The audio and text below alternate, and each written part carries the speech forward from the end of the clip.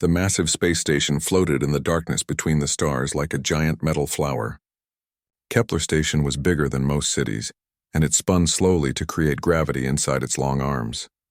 Ships from 12 different worlds docked at its ports, and each ship looked completely different from the others. Admiral Lisa Martinez walked through the main corridor and watched the alien beings around her. The Zephyrians moved like dancers, and their skin sparkled with tiny crystals that caught the light. They spoke to each other without opening their mouths because they could share thoughts directly. The Krogar stomped past on 4 legs, and their thick armor made loud clanking sounds with every step. Their red eyes glowed behind metal masks, and sharp spikes covered their shoulders. The ethereal collective floated in clear bubbles filled with purple gas. Nobody knew what they really looked like under the swirling mist, but their voices sounded like music when they spoke. The hive clusters moved in groups of 6 or 8, and they looked like giant ants walking on 2 legs. They made clicking sounds and released sweet smells to talk to each other. Martinez wore a simple blue uniform with small gold buttons. She carried no weapons and had no military badges showing her rank. The other aliens barely looked at her as she passed. To them, she was just another weak human from a small world that nobody cared about. The main meeting hall was enormous with a round table in the center. Each delegation had their own section with special chairs and breathing equipment for their species. The human section was tiny compared to the others, and Martinez sat alone at a small desk while other delegations had dozens of representatives. Commander Jake Sullivan from the Zephyrian Navy approached her during the first break. He was tall and thin like all his people, and his crystal skin flashed different colors when he moved. His uniform was covered with medals and ribbons that showed he had won many battles.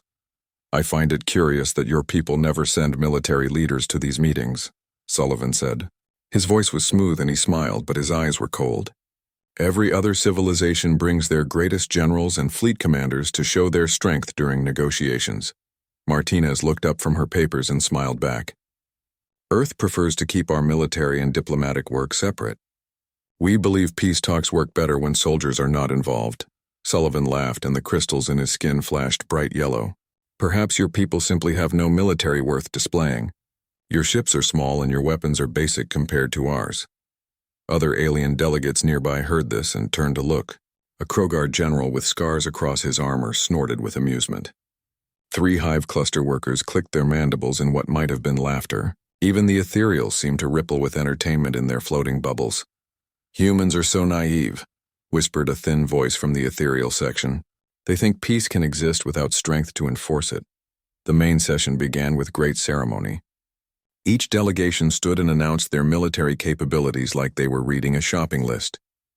The Krogar bragged about their planet-killer ships that could turn entire worlds into burning rocks.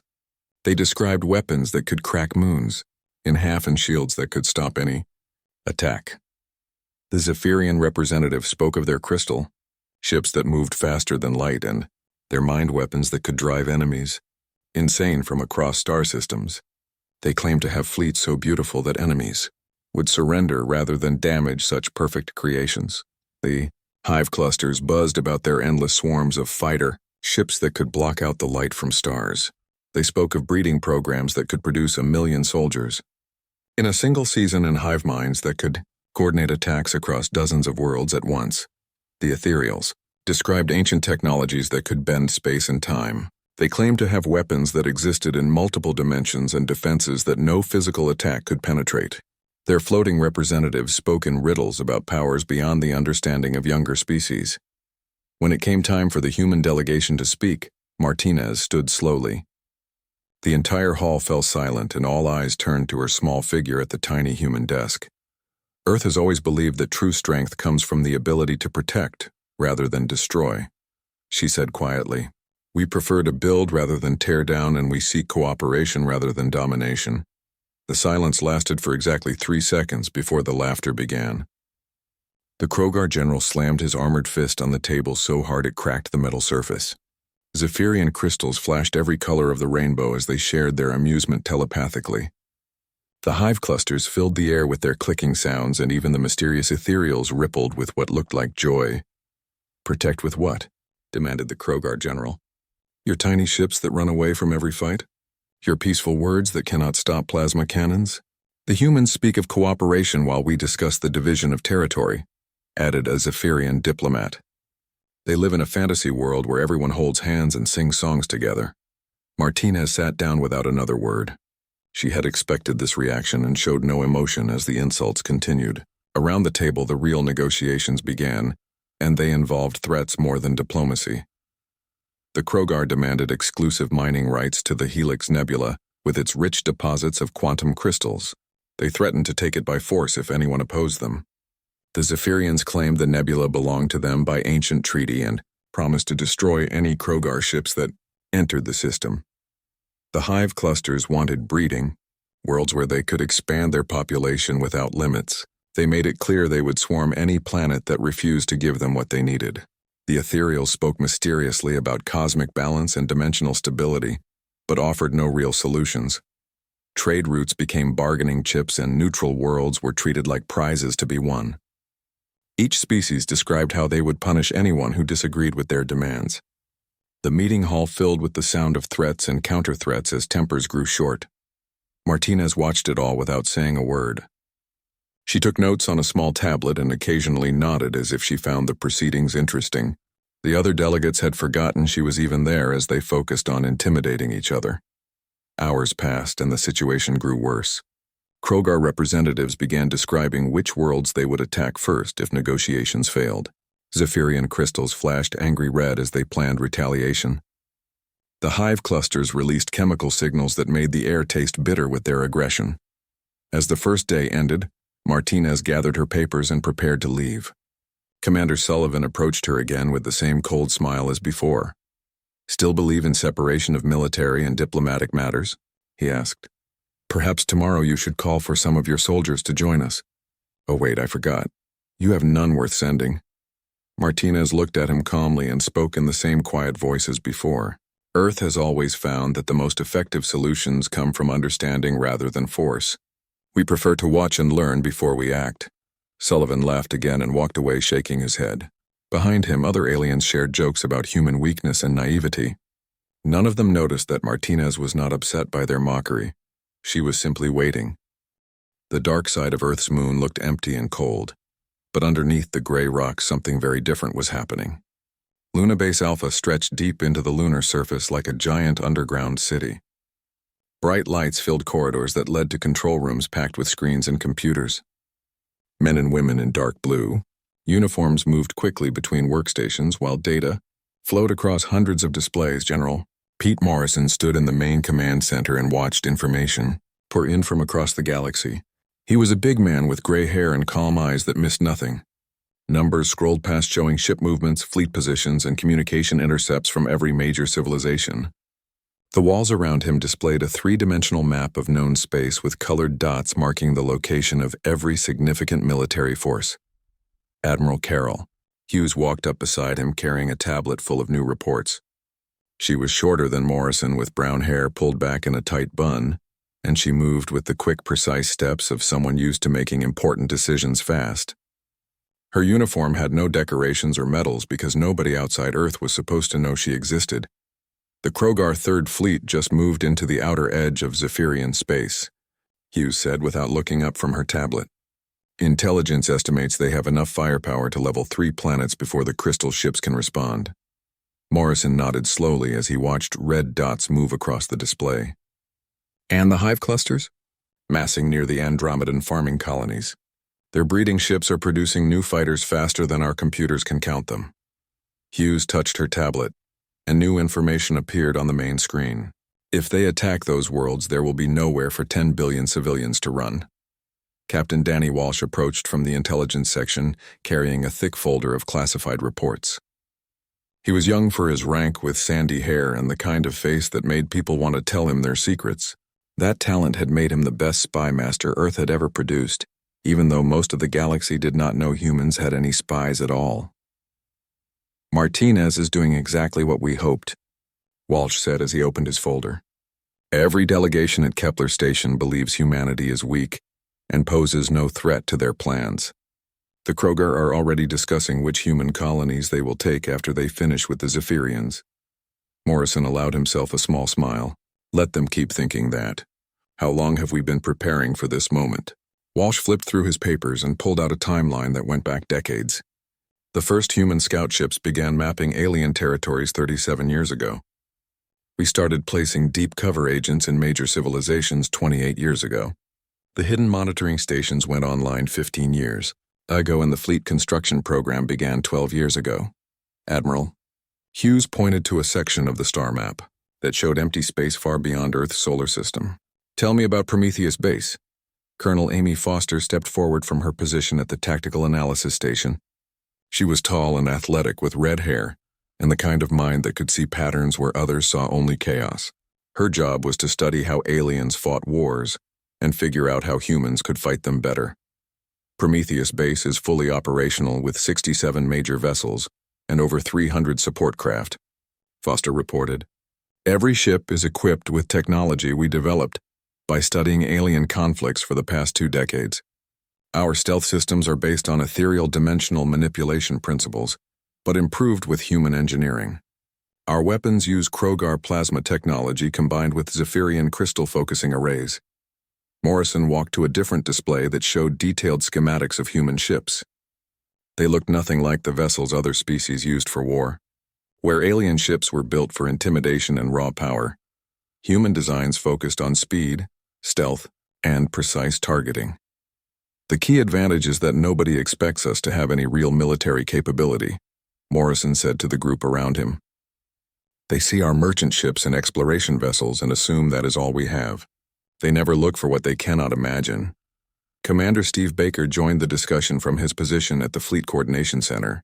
He was older than the others with white hair and hands that shook slightly from years of stress, but his mind was still sharp as a knife. His job was to track the movement of every human military asset in space, without letting anyone else know they existed. The hidden fleet is in position throughout the galaxy, Baker reported. We have ships stationed near every major trade route, every contested system, and every neutral world that might need protection. Our vessels are using passive stealth mode and monitoring all communications in their assigned areas. Walsh opened another section of his folder and spread out photos of alien military leaders. Our agents have been feeding us intelligence about enemy plans, weapons capabilities, and tactical doctrines for years. We know more about how they fight than they know about themselves. Foster pointed to tactical displays showing alien fleet formations and attack patterns. Every major species has the same basic approach to warfare. They use overwhelming force to intimidate enemies, and they rely on displays of strength to maintain control. The Krogar charge straight ahead with maximum firepower. The Zephyrians use coordinated crystal ship formations that look beautiful, but follow predictable patterns. The Hive clusters swarm targets with endless numbers of small fighters. Admiral Hughes nodded as she studied the alien tactics. And they all assume that any species worth fighting will use similar methods. They cannot conceive of an enemy that refuses to show its strength until the moment of attack. Morrison turned to look at a special display that showed Earth itself, spinning peacefully in space. Humanity evolved differently than these other species. We were never the biggest or strongest predators on our world. We survived by being smarter, more patient, and better at working together. We learned to hunt prey much larger than ourselves by wearing them down over time, and striking only when victory was certain. The command center fell silent, as everyone considered the implications. Outside their hidden base, the galaxy was moving toward war, while alien leaders dismissed humanity as weak and irrelevant. They had no idea that human eyes were watching their every move and human minds were planning their response. Captain Walsh closed his folder and looked around at the assembled officers. The aliens think they understand warfare because they have been fighting each other for thousands of years. But they have never faced an enemy that stayed hidden until it was ready to act. They measure strength by how loud you roar instead of how hard you can bite. Morrison walked back to the main display and watched the colored dots that represented alien fleets moving across the galaxy like pieces on a chessboard. How long before the situation at Kepler Station breaks down completely? Hughes checked her tablet for the latest reports from Martinez. Intelligence estimates less than 48 hours before someone walks out and starts shooting. Once that happens, we will have maybe 6 hours before civilian populations start dying. The general nodded slowly and turned to face his staff. Then we had better make sure we are ready to remind the galaxy what real strength looks like. The second day at Kepler Station began badly and got worse with every passing hour. Admiral Martinez sat at her small desk and watched 12 different civilizations tear apart 30 years of careful diplomacy in a single morning session. The Krogar delegation stood up first, and their armor clanked loudly as General Vex pointed his clawed finger at the Zephyrian. Representatives, the Helix Nebula belongs to the strong, and we are the strongest, Vex growled through his metal mask. Our mining ships will enter that system in 72 hours, whether you crystal dancers like it or not. Commander Sullivan rose gracefully from his chair, and his crystalline skin flashed angry red patterns. The nebula has been ours for 3,000 years by right of discovery and settlement. Any Krogar ship that enters our territory will be destroyed. Immediately, the Hive Cluster delegation began clicking their mandibles in rapid bursts while releasing chemical signals that made the air smell like burning metal. Their lead speaker stepped forward on thin insect legs and spoke in a voice that buzzed like a broken machine. The Hive requires breeding worlds for expansion. The Andromedan systems will be claimed for our use. Any species that interferes will face the full swarm. An ethereal representative floated higher in its purple bubble and spoke in musical tones that somehow sounded threatening. The cosmic balance has been disturbed by too many conflicts. Perhaps fewer species would create more harmony in the galaxy. Martinez continued taking notes while chaos erupted around her. Delegates from smaller civilizations tried to speak, but were shouted down by the major powers. The peaceful Andromedans begged for protection for their farming colonies, but nobody listened. The nomadic wanderer fleets asked for safe passage through contested space, but received only threats in response. Within 3 hours, the first delegation walked out. The Krogar general slammed his fist on the table one final time and declared that talking was finished. His people stomped toward the exit in their heavy armor, while other species hurled insults at their backs. The Zephyrians followed 30 minutes later after Sullivan announced that crystal ships were already moving toward the Helix Nebula. By afternoon, half the delegations had left Kepler Station and returned to their ships. The remaining representatives spent their time making final threats and ultimatums. Martinez found herself almost alone in the great meeting hall as alien leaders prepared for war instead of peace. The first shots were fired 6 hours after the summit officially ended. A Krogar patrol encountered a Zephyrian scout ship at the edge of the disputed nebula, and both vessels opened fire immediately. The battle lasted only minutes, but news of it spread across the galaxy in hours. Within a day, 3 different wars had begun, as old grudges exploded into open conflict. Martinez received constant updates on her secure communicator while she remained at the abandoned station. Krogar dreadnoughts were hammering Zephyrian crystal cities with plasma bombardments that could be seen from orbit. Hive cluster swarms had begun their assault on Andromedan colonies, and billions of civilians were fleeing their homes. The Ethereals had declared war on everyone by unleashing dimensional weapons that made entire star systems impossible to navigate. On day, Earth President Helen Turner called an emergency meeting in the secure bunker beneath the Capitol. She was a small woman with iron-gray hair and the kind of voice that made people listen when she spoke. Turner had been preparing for this moment since she took office, but she still felt the weight of making decisions that would affect the entire galaxy. General Morrison appeared on the main screen from Luna Base, while Admiral Hughes joined by secure connection from Prometheus Base in deep space. Captain Walsh connected from his intelligence center, and Colonel Foster linked in from her tactical analysis station. Commander Baker was monitoring from the Fleet Coordination Center, where he tracked every human ship in space. "How bad is it?" Turner asked without wasting time on pleasantries. Morrison consulted his reports before answering. Krogar forces are advancing on 12 Zephyrian worlds with enough firepower to crack planets. The crystal ships are falling back, but they are planning something big because their entire fleet just disappeared from our sensors. Hughes added her assessment from the hidden fleet positions. The Hive clusters have launched their main swarm toward Andromedan space. Our estimates show they can overrun the farming colonies in less than 48 hours unless something stops them. Walsh provided intelligence updates that painted an even darker picture. The Ethereals have activated ancient weapons that are disrupting space-time across 17 systems. Trade routes are collapsing, and neutral worlds are going dark to avoid being caught in the crossfire. Foster highlighted the tactical situation on displays throughout the command centers. Every major civilization is committing their full military strength to these conflicts.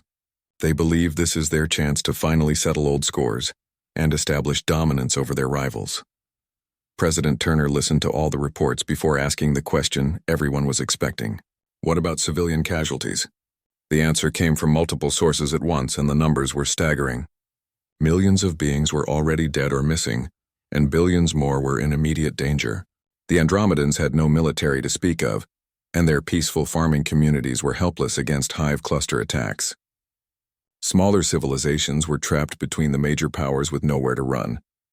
Commander Baker provided the most chilling update. We are tracking refugee ships fleeing from combat zones, but most of them are being turned away by neutral systems that are afraid to get involved.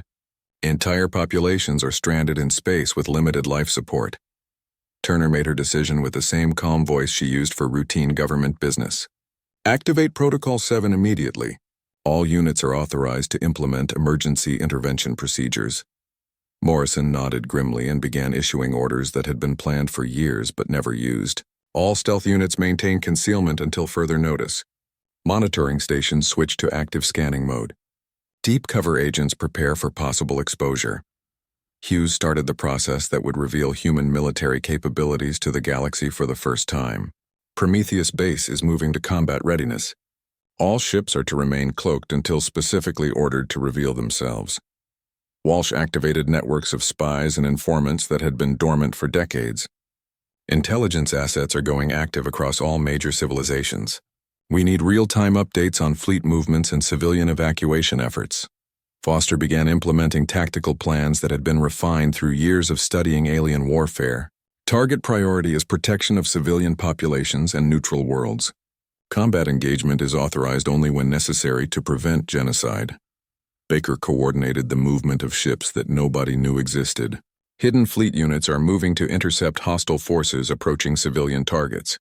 Estimated time to first contact positions is 6 hours.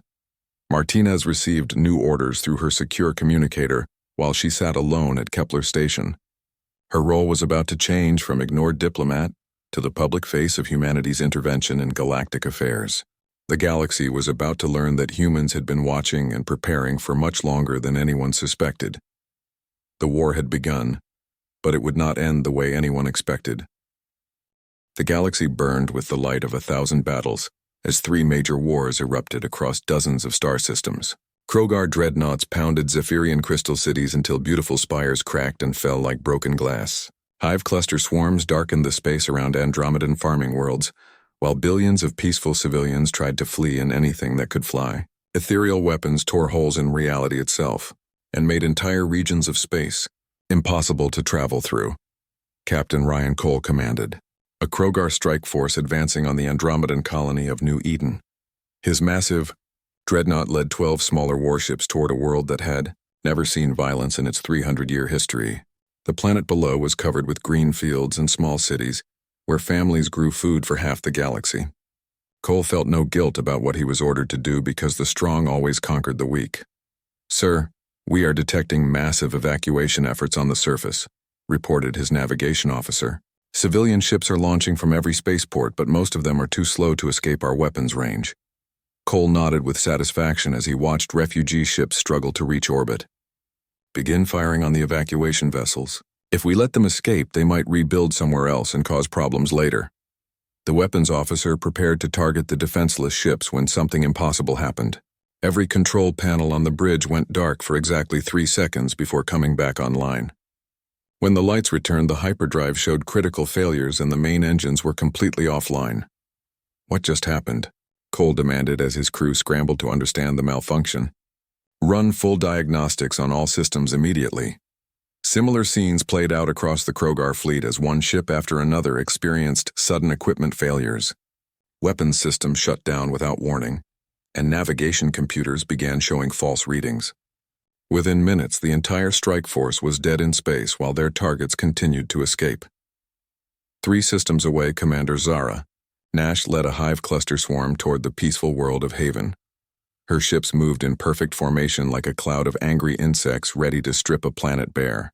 The swarm consisted of 10,000 small fighters and 100 breeding ships that could land and begin producing new warriors. Immediately, Nash had conquered 17 worlds for the hive, and she took pride in her efficiency. Haven would fall in less than 6 hours, and its population would either join the hive or become food for the next generation of fighters. The planet had no defenses and no military, so victory was certain. Breeding ships are prepared for planetary assault, reported her tactical coordinator through chemical signals that filled the bridge with sweet smells. Surface targets have been identified and landing zones selected. Nash was about to give the order to attack when her navigation system began providing impossible readings. According to the computers, her swarm was flying directly into a star, even though visual displays showed empty space ahead. The breeding ship suddenly reported that their life support systems were failing and their warriors were going into emergency hibernation. All ships report immediate navigation. Errors, buzzed her communications officer. The fleet is scattered across 3 different star systems according to our instruments, but we can still see each other. The massive swarm found itself unable to coordinate attacks when every ship was receiving different navigation data. Fighters crashed into each other because their computers disagreed about basic directions. Breeding ships activated emergency protocols and retreated to safe distance when their systems detected non-existent threats. On the crystal world of Lumina Prime, Admiral Kess commanded the Zephyrian response fleet as it prepared to strike back at Krogar territory. His beautiful ships moved like dancers through space, and their crystalline hulls reflected starlight in patterns that could hypnotize enemies. The Crystal Fleet was smaller than the Krogar Navy, but each ship was a work of art that could destroy planets with focused energy beams. Kess had spent 2 centuries perfecting the art of crystal ship warfare, and he knew exactly how to hurt the enemy. His fleet would strike 3 Krogar worlds simultaneously and turn their ugly metal cities into pools of molten slag. The attacks would show the galaxy that Zephyrian beauty was matched by terrible power. All ships report, ready for quantum jump to target systems, his tactical officer announced with crystalline chimes in her voice. Enemy defenses are minimal and victory is assured within 4 hours. The moment Kess gave the order to attack, every crystal ship in his fleet experienced cascade failures in their quantum cores. The beautiful crystals that powered their vessels began resonating at frequencies that made them crack and darken. Within minutes, the entire fleet was forced to shut down their main systems to prevent total destruction of their ships. Admiral, our crystals are somehow oscillating in patterns that should be impossible, reported his chief engineer with panic in her musical voice. If we cannot stop this resonance, our ships will shatter completely. Across the galaxy, similar events struck every aggressive military force that tried to attack civilian populations or neutral worlds. Kroger dreadnoughts found their plasma cannons overloading and their armor cracking from internal stress. Hive cluster swarms discovered their biological systems rejecting commands and their warrior drones entering defensive hibernation. Ethereal weapons began affecting their own ships instead of their intended targets. The pattern was impossible to ignore, but also impossible to explain using known technology. Every species accused their enemies of using new types of weapons that could disable ships without visible attacks. Paranoia spread through the military commands as leaders realized their most powerful fleets were helpless against an unknown threat. Admiral Martinez received priority communications from President Turner while she remained at the abandoned Kepler station. The time had come to reveal human involvement in galactic affairs for the first time in decades. Martinez activated equipment that had been hidden in her simple diplomatic luggage and began broadcasting on all major communication frequencies. Her signal reached every ship and every world in the galaxy, simultaneously using methods that no other species had developed. The broadcast appeared on command screens throughout space and showed the image of a small human woman sitting calmly at a tiny desk while wars raged around her. This is Admiral Lisa Martinez speaking for the government of Earth and the human military forces, she began in the same quiet voice she had used during the failed peace talks. We have been monitoring the current conflicts and we are prepared to intervene to protect civilian populations. The transmission continued with something that shocked every military leader in the galaxy. Martinez was joined on screen by other humans wearing uniforms that no alien had ever seen before. Admiral Carol Hughes appeared first with stars on her collar that indicated a rank higher than any human was supposed to possess. General Pete Morrison followed with ribbons and medals that showed decades of military service nobody knew about. Colonel Amy Foster displayed tactical information that revealed human knowledge of every fleet movement and battle plan in the galaxy. Captain Danny Walsh showed intelligence reports that proved humans had been watching and recording alien activities for decades. Commander Steve Baker demonstrated human ability to track and locate every significant military asset in known space. The aliens realized with growing horror that humanity had not been absent from galactic military affairs. Humans had been present everywhere that mattered while remaining completely invisible to their targets. The species they had dismissed as weak and naive had been studying them like laboratory specimens for 30 years. The galaxy was about to learn what humans could do when they stopped hiding. Admiral Carol Hughes stood in the command center of her flagship and looked out at a galaxy that had suddenly become very quiet. Her ship hung in space between Earth and the outer planets where no alien had ever thought to look for human military forces.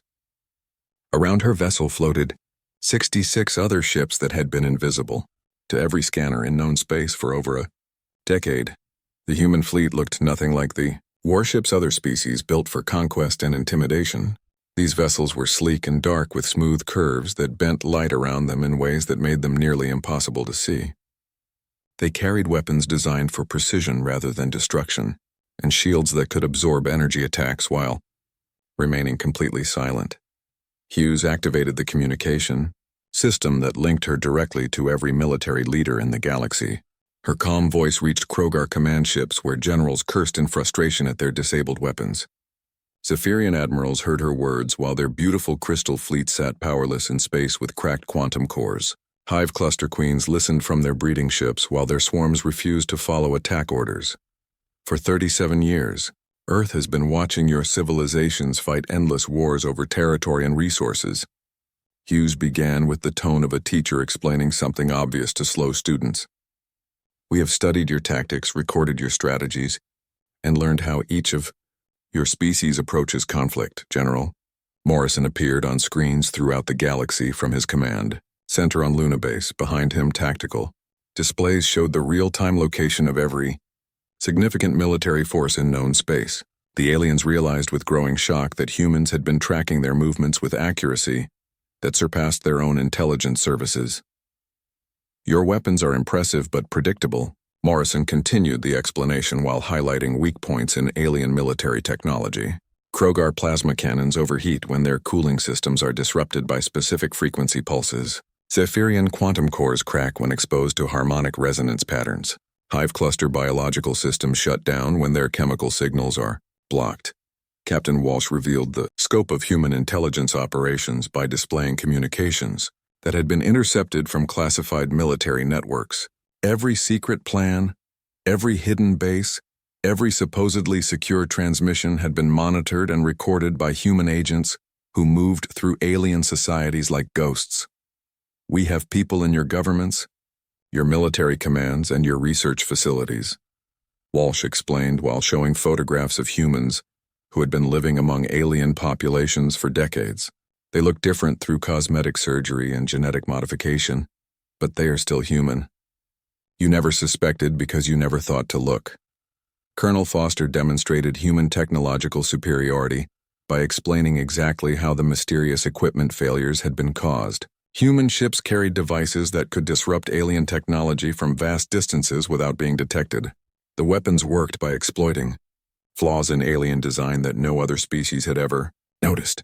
Your civilizations developed in isolation, and you never learned to defend against enemies who think differently than you do, Foster said while displaying technical diagrams that showed human innovations.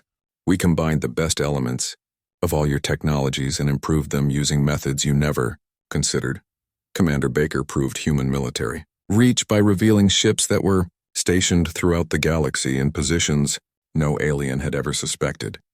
Human vessels appeared on sensors for the first time as they dropped their stealth systems and showed themselves to the universe. The fleet was everywhere at once and had been watching everything for years. We are present in every system you consider important, and many you have forgotten, Baker announced while dozens of human ships revealed themselves near major worlds. Our forces have been protecting neutral civilizations and monitoring your conflicts since before most of your current leaders were born. The demonstration of human capabilities continued for hours as each revelation built upon the last. Aliens who had dismissed humanity as weak and primitive found themselves confronting a species that had secretly become the most powerful force in the galaxy. Every assumption about human limitations was proven wrong by facts that could not be disputed. Admiral Hughes delivered the final message that would reshape galactic politics forever. Her voice remained calm and reasonable, even as she described capabilities that made every other military force obsolete by comparison. Earth does not want territory or tribute from your civilizations, Hughes explained while human ships took protective positions around threatened worlds. We do not seek conquest or domination over other species. Our only goal is to ensure that aggressive civilizations cannot prey upon weaker ones. The ultimatum was simple and non-negotiable. Any military force that attacked civilian populations or neutral worlds would face immediate technological suppression. Any species that continued aggressive expansion would find their fleets disabled and their planets protected by human intervention. The galaxy could choose peace or it could face an enemy that fought wars in ways they could never counter. The response from alien leaders was swift and desperate. Krogar generals demanded to know how many human ships existed and where they were hidden. Zephyrian admirals begged for information about human stealth technology that could make entire fleets invisible. Hive cluster queens tried to negotiate for access to human biological disruption methods. Hughes answered their questions with the patience of someone who held all the advantages. You are asking the wrong questions because you still think in terms of traditional warfare. The number of our ships does not matter when we can disable yours without firing a shot. Our locations are irrelevant when we can appear anywhere in the galaxy within hours. General Morrison added historical context that helped explain human military philosophy. On Earth, we learned that the most successful predators are not always the largest or strongest. Sometimes the winner is the species that waits patiently, studies its enemies carefully, and strikes only when victory is certain. One by one, the alien leaders agreed to new peace negotiations under human supervision. They had no choice because their fleets were helpless and their territories were now protected by forces they could not detect or counter. The Krogar signed, first followed by the Zephyrians and then the Hive clusters. Even the mysterious Ethereals agreed to participate in talks mediated by human representatives. The new summit was held on Earth itself in a conference center that had been prepared for this moment decades earlier. Admiral Martinez sat at the main table surrounded by General Morrison, Admiral Hughes, and the other human military leaders who had planned this intervention for years. The alien delegates who had mocked her at Kepler Station now treated her with the respect due to representatives of the galaxy's dominant power. Captain Walsh monitored communications across dozens of star systems while Commander Baker coordinated the movement of human fleets that maintained peace through invisible presence. Trade routes reopened under human protection, and refugee ships found safe passage to new homes. The galaxy's first genuine peace began to take root in soil prepared by those who understood that true strength came from the ability to protect rather than destroy. Colonel Foster established monitoring stations that could detect aggressive military movements before they became threats. Human technology continued to advance through study of alien innovations, while human agents maintained their positions throughout galactic civilization. Earth had become the guardian of peace not through conquest but through superior preparation and the wisdom to remain hidden until action became necessary. The galaxy learned that humans had never been absent from military affairs. They had simply been present in ways no other species could imagine until it was too late to matter.